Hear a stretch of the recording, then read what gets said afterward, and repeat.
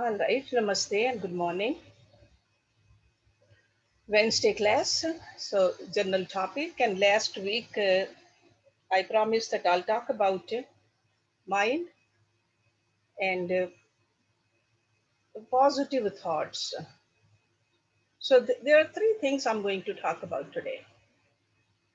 I'm going to start out with the power of positive thinking. That is the first part of the lecture today. Then the second part is the technique of positive thinking. Because we all know positive thinking is beneficial, but how do we cultivate this habit? And then the last part is the goal of positive thinking. Okay. So, and I will give you enough time at the end to ask any questions. So, if something I have not answered, something is not clear, I'll definitely would love to elaborate if I know it. Okay. So, there's a saying that there is no power greater than thought. By the force of thought, one shapes one's personality and molds one's destiny. That's why they say, as you think, so you become. That is the power of thoughts. At the same time, this mind is so mysterious. So it's a mysterious instrument in the hands of the soul. A person can evolve to unimaginable heights by directing the mental process towards that which is positive. On the other hand, if the mind is directed in a negative manner, a person can degrade himself to unimaginable state of humiliation also. So both are possible. We can go up or we can go down with the help of this instrument. What is a positive thinking? Positive thinking is when our mind is dominated by anger,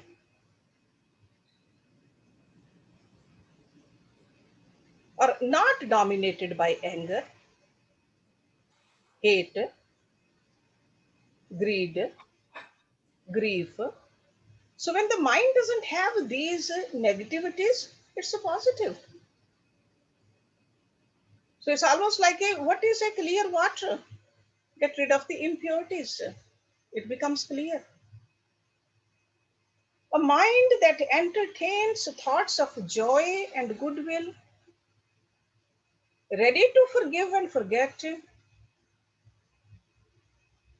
want to live in harmony, promote peace, is a positive mind.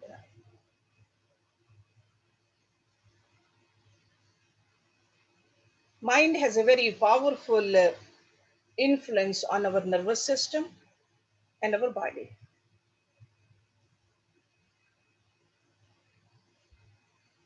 Great men, by the power of their minds, have brought great changes in the world. That's why, as an aspirant practitioner, we must learn the art of positive thinking. Thoughts are discharged like arrows by the mind. They hit their target, then they turn back towards the person who originated those thoughts. So that means these arrows do reach. They can reach not in the next room or next house or next town. They can reach even to the next planet. Thoughts. So if you are sending out good thoughts, it travels through the thought atmosphere and hits the person towards whom you have directed the thought. And that hitting by a positive arrow is a delightful development.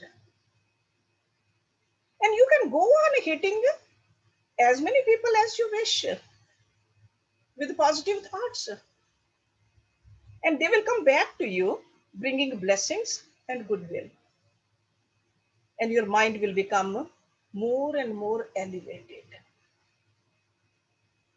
On the other hand, when negative thoughts go towards their target, the result is a little different. If the target is strong, it repels your negative thought, and that arrow becomes a little angry because it has not had its way. So it comes back. That anger is even intensified. It comes back and hits your personality. That's how the thoughts of goodwill and ill will operate. And you can see that if you are generating thoughts of goodwill, your mind gradually becomes elevated. You develop a positive mind. And if you are thinking negative thoughts towards others, your mind becomes gradually degraded. These negative impressions create tension in our nervous system, and that's how it affects the body. According to the yogic philosophy, the health of the body,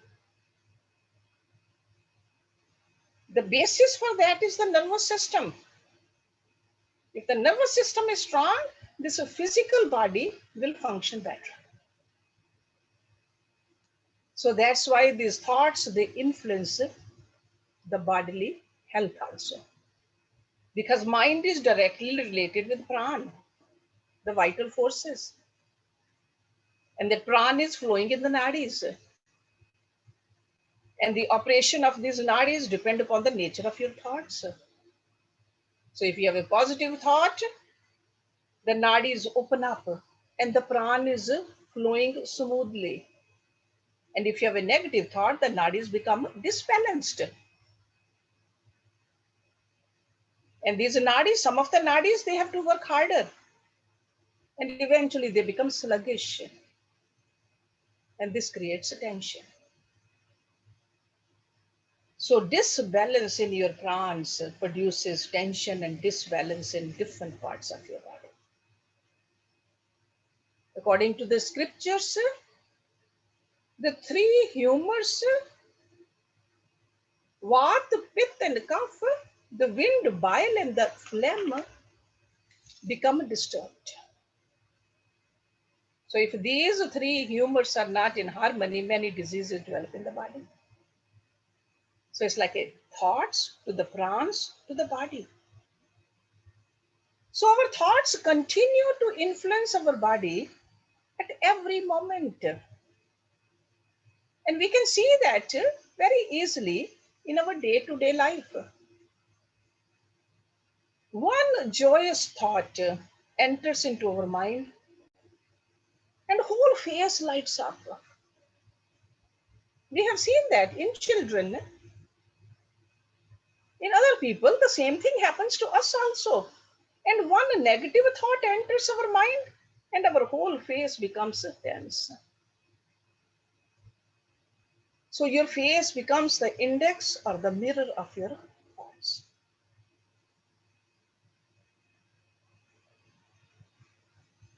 Suppose you are feeling weak and sick, and you begin to cultivate positive thoughts to help yourself feel better. And you present before your mind a positive image of yourself, that you're vibrant, you're energetic. It's not that right away your health will become better, but you got to sustain these positive thoughts. So benefits of positive mind may have some delayed effects, but those benefits will come eventually. It's almost like if you have never exercised, doctor says exercise, it will take some time for the exercise to take effect. Or if you have been eating wrong kind of a food and all of a sudden your dietitian says you got to eat better food, improve your diet, it will take some time. The same thing with the thoughts also. So benefits of a positive mind may seem delayed, but those benefits will come. But at the same time, we got to remember positive thoughts must lead with the positive actions also. Okay, it's not just thinking good and acting bad. So we got to understand that we must act positively also.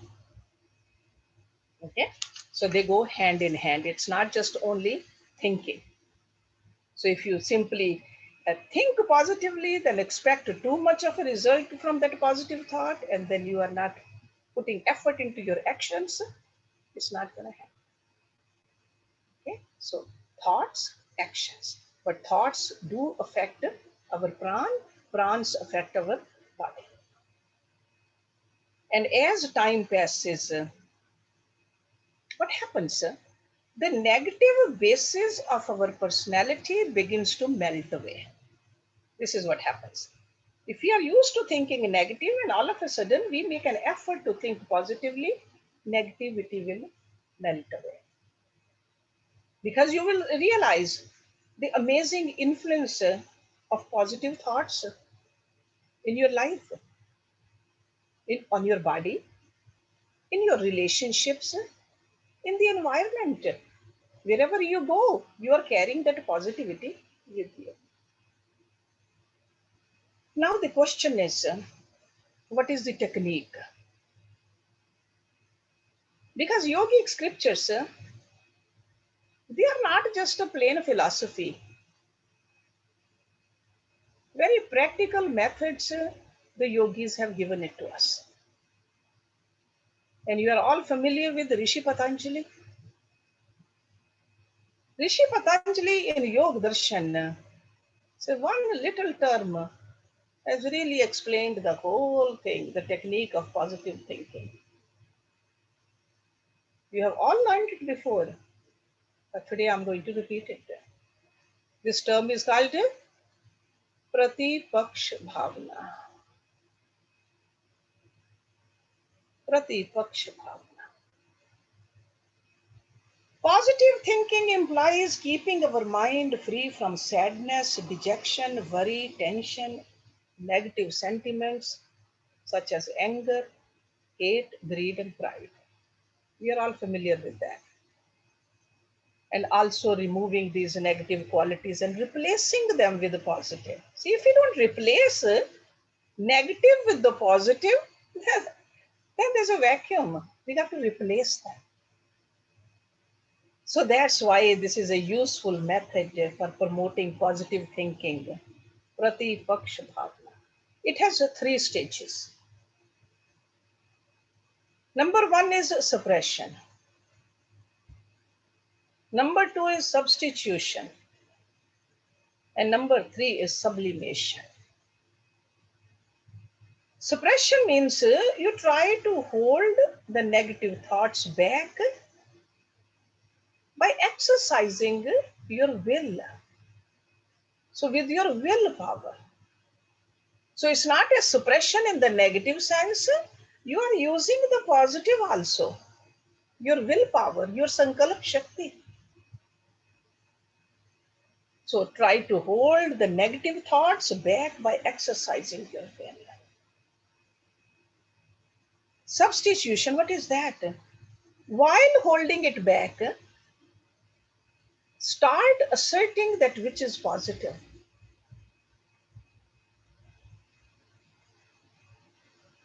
So if you don't do something positive, this negative will emerge up.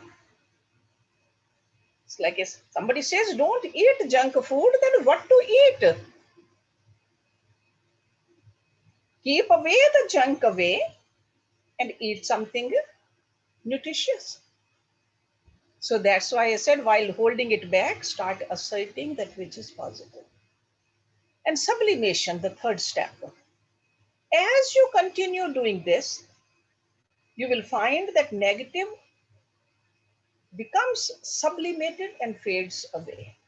So gradually it will fade away. You will not have those negative impulses anymore because you have replaced them with the positive. And to your great amazement, you realize that what seemed impossible to overcome has been overcome. It's that easy. But initially, you have to make an effort. So, in the first stage, in the suppression, you do recognize the presence of the negative. That means you got to acknowledge that. The moment it arises, try to control it.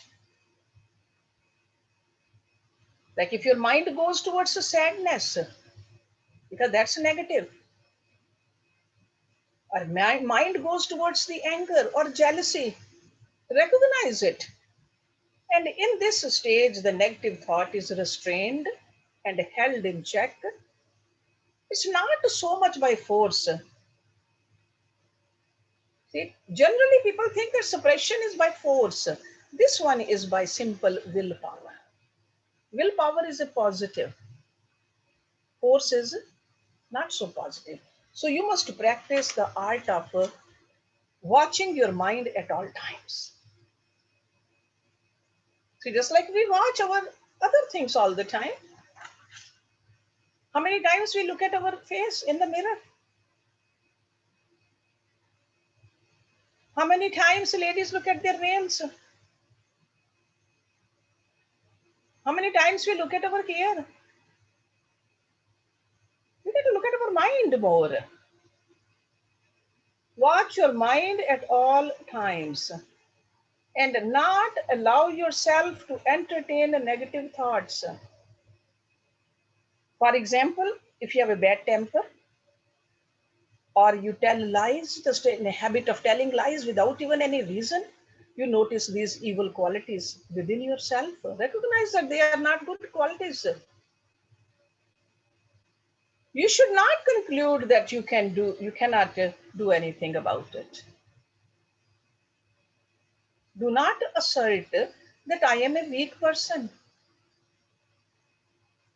Do not say that my negative karmas are coming back from last past life. Often people just go that way, that I've been like this, or my past karmas are just showing up. Look at it. What can you do right now? Do not condone or justify the negative in this manner.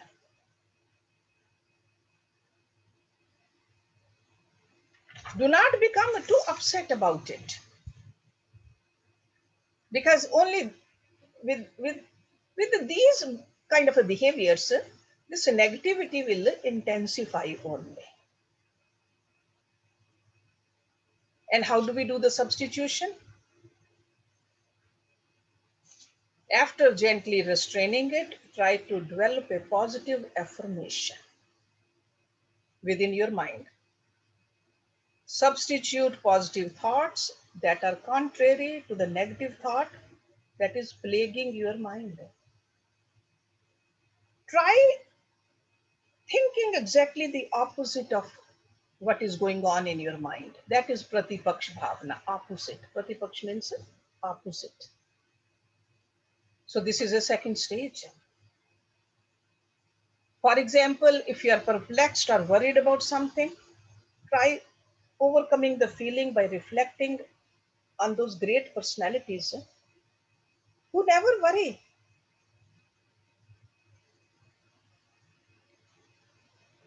They have life like ours. They have problems like ours. How come they don't worry? Try visualizing the blissful face of any spiritual ideal present before your mind, feelings of a cheerfulness. Relax your disposition. If you become angry, try presenting before your mind a state of forbearance in which anger is converted into love. So this is a substitution. So substitute the negative with the positive. But you can imagine you got to be very alert. Most of the people are not alert. They don't think about what's going on in their mind. Only thing they are aware of is when this problem becomes too big of a problem. And then they just feel that they cannot do anything about it. So try doing this with the small things at least. And then you will be in the habit of using this Pratipaksha Bhavana, which Rishi Patanjali gave us. Then what is a sublimation, the third stage? As you practice the substitution process of Pratipaksha Bhavana, negative may come back again and again, but it will gradually dissipate. It will lose its influence or momentum. So the positive will begin to assert itself. It is just a matter of time and patience. So the practice has to be sustained. That to go on developing the positive within yourself and negative will become sublimated. It's almost like when we wash something in the sink, there's a crud on that part. What do? We just keep on working at it, keep on scrubbing it, washing it, and eventually it's clean. But patience has to be there. Another thing, do not dwell on the past. As you strive to be positive, do not pursue the negative by trying to discover when it began. We just want to go back. We want to scratch it. Do not worry whether it began in childhood, when your parents spanked you, or if it is because of the bitterness of your mind. Because the minute you start thinking like that, it will jump to the negative conclusion. Often I see people, they are preoccupied with this. This kind of analysis should be left to the psychologists. Let it be their headache to treat the mentally ill. That is their profession. They need to determine the causes for the abnormalities of the mind. But a spiritual aspirant, a yoga abhyasi, just understanding there is a negative, and this a negative, if I keep on scratching it, it's almost like a wound. If you keep on scratching, it will never heal. We don't need to worry about it when it began. It's a meaningless question. We even question that why God created this. That's why I always give you that answer which was given by my own Guruji. When you meet God, ask him. Only he knows. Right now, just only think about meeting him. Do the sadhana to meet him. When you meet him, ask the question. Why worry about it now? So it's a meaningless question because you have had many lives, and finding a cause in this life is only scratching the surface. It is not really the answer to the problem. You can only solve the problem of a negative development by gaining an insight into the nature of the self. As you develop more and more understanding of yourself, you will discover that it is all positive. It's nothing but positive.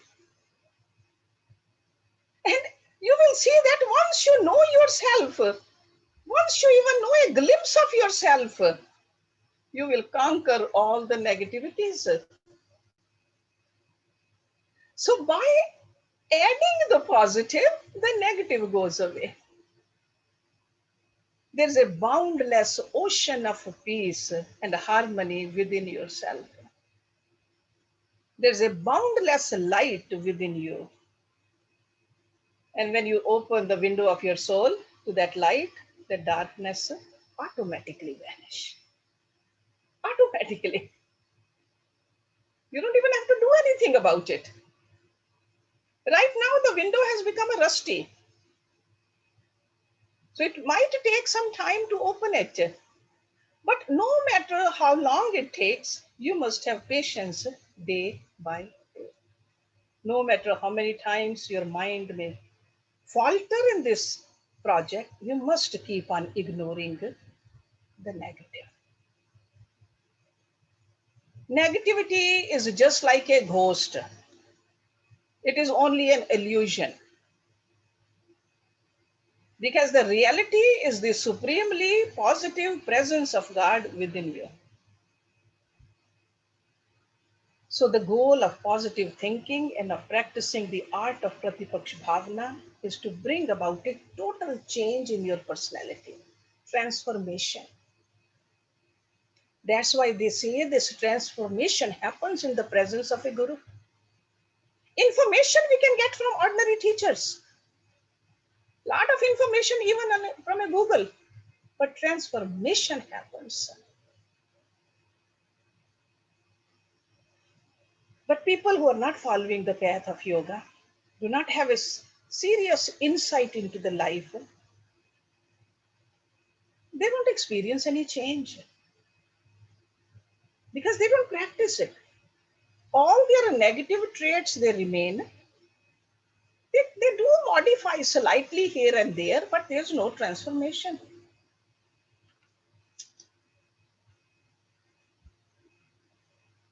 Because most of the people, they dare not point out or look at their own mistakes, own negativities. They are constantly looking at the negative traits in others. They forget that popular saying, बुरा जो देखन मैं गया,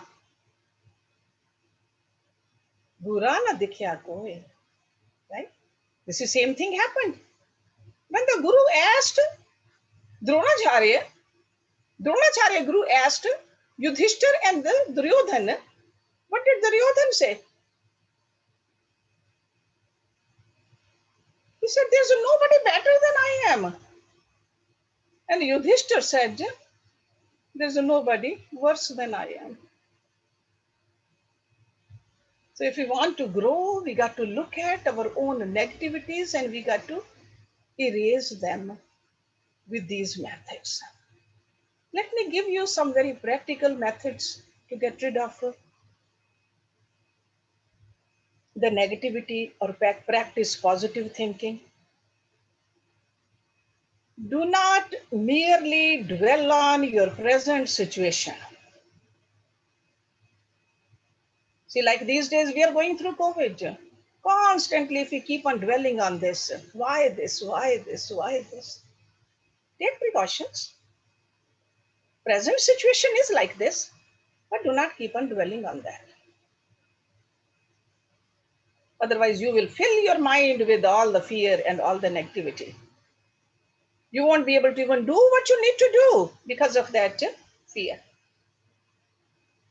Number two, think what your life should be. Remember, thoughts create your life, not the life creates your thought. Remember this formula. Thoughts create your life. So if your thoughts are positive, you'll have a positive life. If your thoughts are negative, you'll have a negative life. If your thoughts are fearful, you'll have a fearful life. If your thoughts are divine, you'll have a divine life. So thoughts create your life. Life does not create thoughts. This is a very powerful formula you should always remember. Next one. Whatever you give energy to, that grows.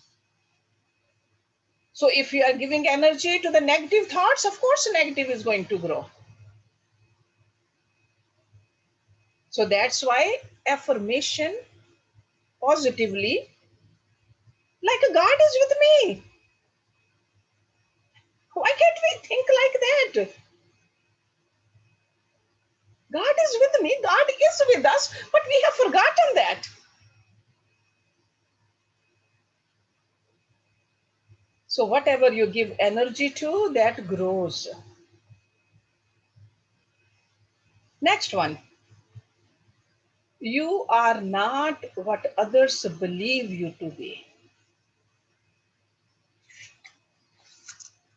That means do not give the reign of your mind to anyone else. Be controller of your own life.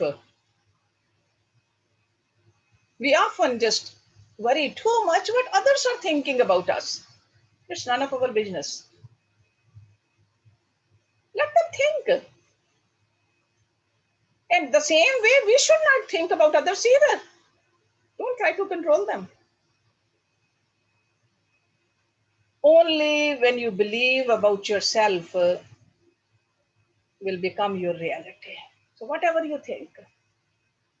So that means you got to have that understanding. So whatever you believe about yourself will become your reality. Yeah? Have great faith in yourself. So whenever you radiate this positivity, anything negative in your path will be blown away. Blown away.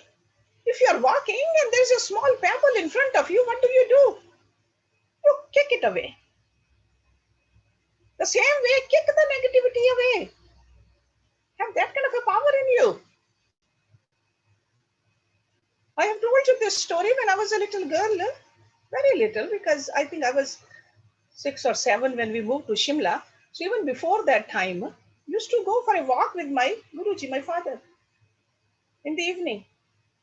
And in small town Hoshiarpur, back then, people do a lot of things. They'll just put something in the wrapped in red cloth, put it in the middle of the road, whatever reason. And a lot of people, they get afraid of it. That if we touch it, something bad's going to happen to us. I still remember so clearly. He told me, kick this thing away. And I still remember that. To me, I think that was a metaphor for to live my life. That kick all the negativity away. Do not be afraid. Do not have superstitions. Do not give power to the negativity in your life over your mind. So when you radiate this positivity, anything negative in your path will be blown away. Because positivity has that power. So kick the rock aside. Another thing, remember, your life is only 10% what happens to you. 90% how you react to it.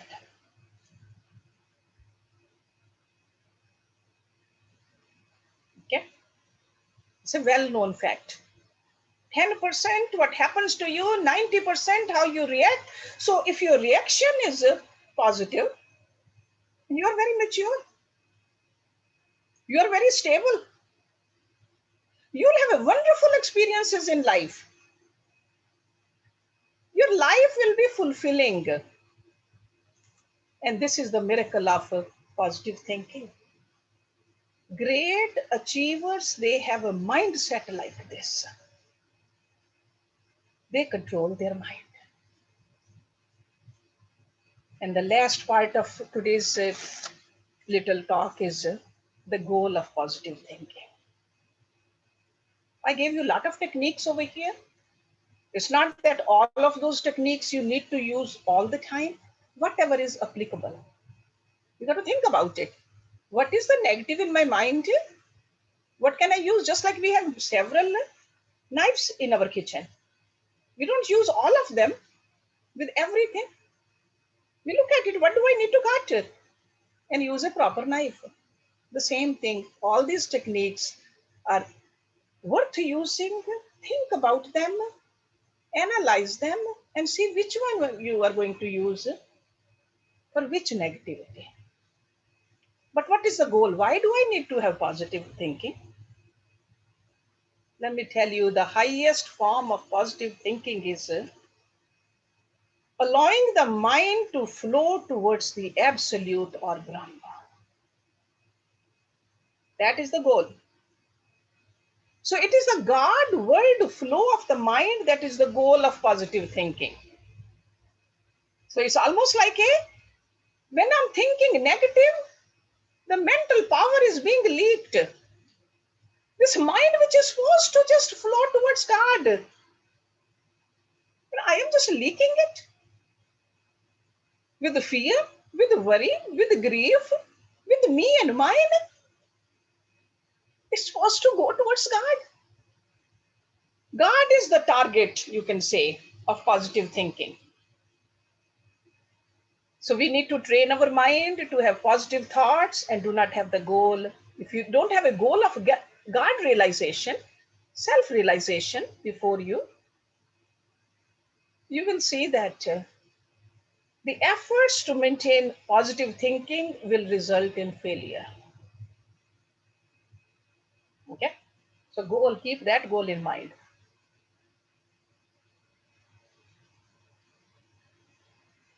The two most important words we learn from other scriptures, I and mine.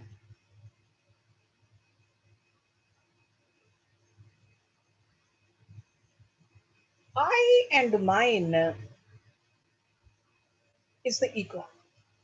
This is me, this is mine. This real world is a world of spirit. The real world is a world of expansion. So the secret of a rich spiritual life is to draw yourself away from the ego center, I and mine, so that you can be centered in the big stuff. You can expand yourself. And how do we do it? Again, there are two things: practice of devotion and wisdom. In other words, efface ego with devotion and wisdom. As you begin to recognize God within you and within others and allow the divinity to lead you, you are practicing a very advanced type of sadhana. This is the advancement. Advancement is not just standing on one leg day and night. Advancement is not just wearing certain clothes or wearing the biggest silk on the forehead or taking a bath early morning in the cold water or icy cold water. That's not advancement. Advancement is seeing God within and seeing God in everybody else. The practice is central to the path of bhakti, the yoga of devotion. Yesterday I was telling you this Gyan and Bhakti, they go hand in hand.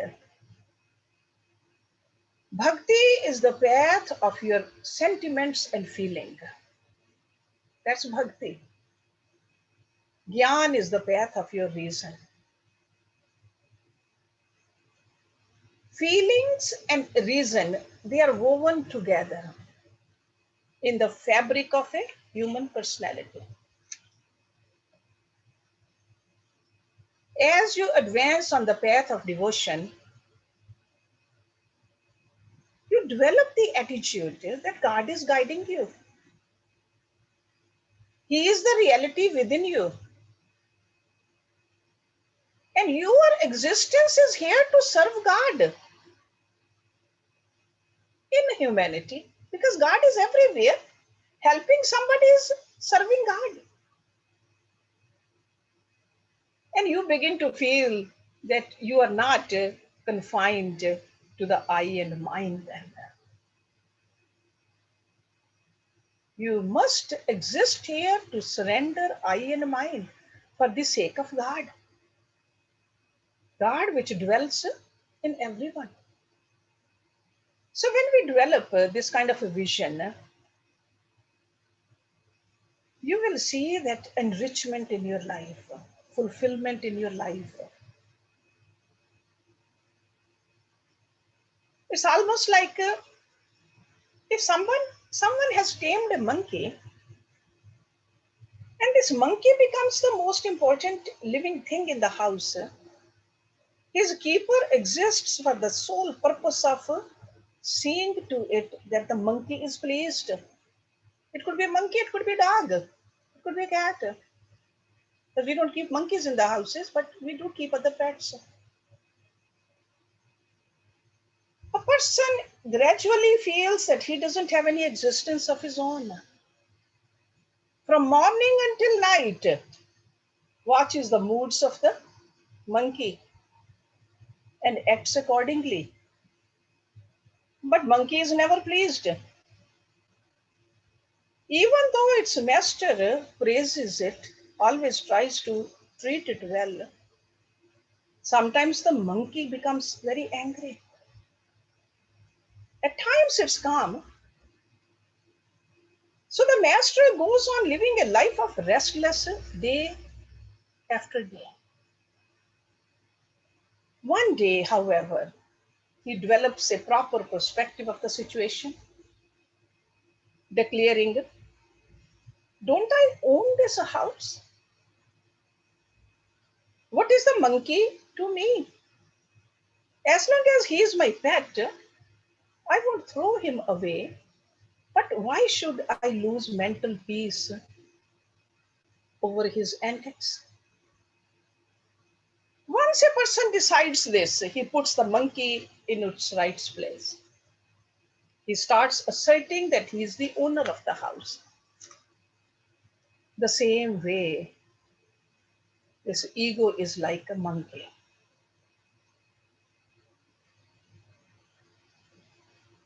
You have been trying to please this monkey through millions of embodiments.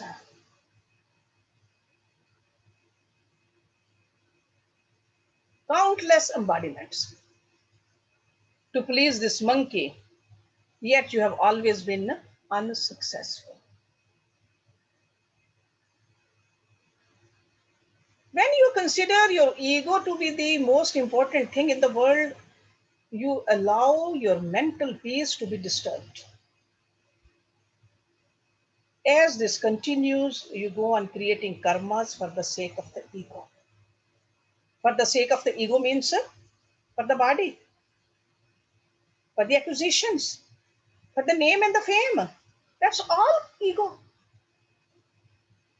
That's all monkey.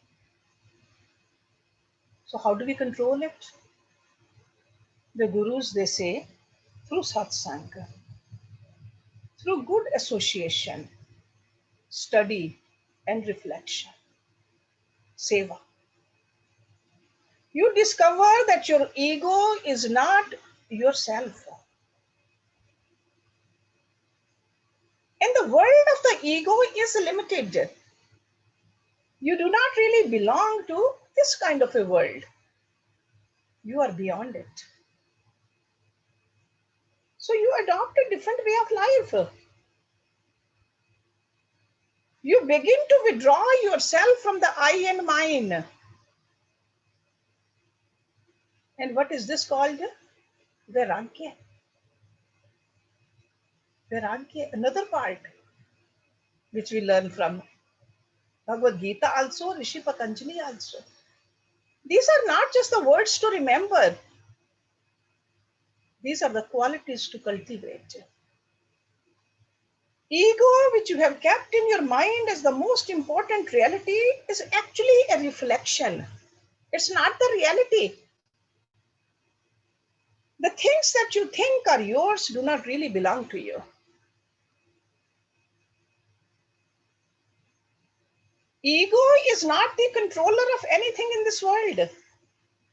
Understand and assert. Nothing exists and nothing belongs to me.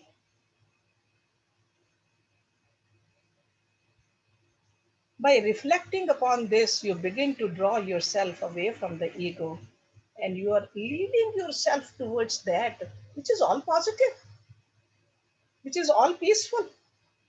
So, turning away from the little self and moving towards the great self is the secret of a positive life. You can call it a spiritual life or a positive life, it's the same thing, or a peaceful life, or a fulfilled life, or a realized life, or a transformation. These are all different terms to go to the same place. And there is another very important aspect of this movement towards this is, I have mentioned before also, selfless service, Karam Yoga.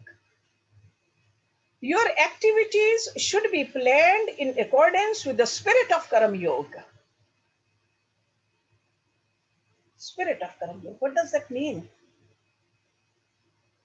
See, when our ego is working through us, sure, we can work enthusiastically because we think that it's going to benefit us,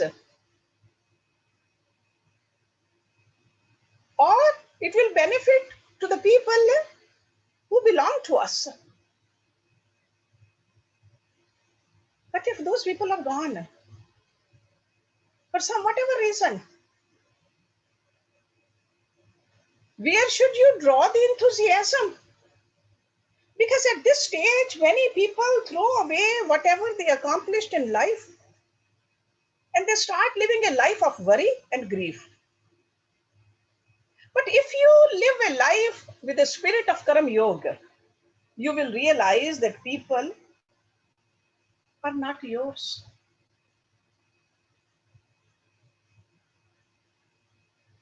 This is where I'm here. Whatever accomplishment you achieve should be dedicated to the worship of God in others. So that means help others, serve others, but worshiping God through that. Souls come back repeatedly to this world through the process of evolution, just like we have come back again and again. But with this insight in mind, you must perform your duties egolessly. Attachment is with the ego. Detachment is egoless. If you perform your actions with this insight, desirelessness will develop within you. So instead of desiring a certain situation, you will work for the sake of pleasing God. This is the theme of the Gita. No matter what you do, you are doing it for His pleasure. We saw that in the beginning of Gita, in the beginning of the battle, Arjun saw all his relatives assembled, including Bhisham Pitama, Dronacharya, all his cousins also. His mind went blank. What will I do if I gain this kingdom by losing all these people? People whom I love. Will I be happy? I don't want to wage this kind of a war. That was the way of Arjun's mind. And Lord Krishna taught Arjun that all that occurs in the world is a divine plan. We are not here for the sake of the ego. The world has not been designed for the sake of ego, but for the spiritual advancement. So, in other words, our goal is to reach to that highest positive, which is God. So, in that spiritual process, the ego must change and must be sacrificed. So, it's a sacrifice of the ego, sacrifice of the me and mine. or I and mine. So you must perform your duties in the true spirit of worshipping God without expecting any reward for your service. That's how we grow towards the positive. Discover that spirit, abide in that spirit, realize that spirit. When you realize the self, you will be infinitely blissful and all of your sorrows will pass away. There's no room for it. When the sun is shining, no darkness.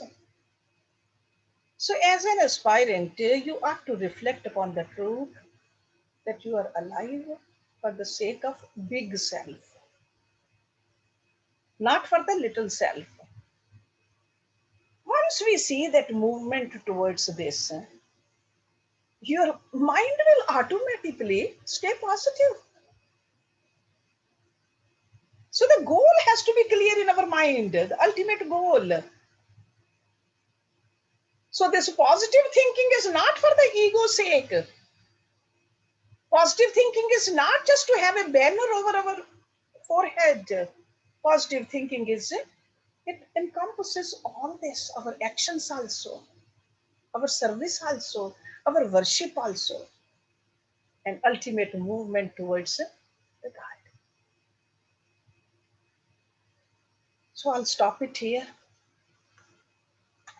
And if you have any other question, uh, you can ask. And then at the end, we'll have Rita Chawla sing the bhajan. Thank you very much.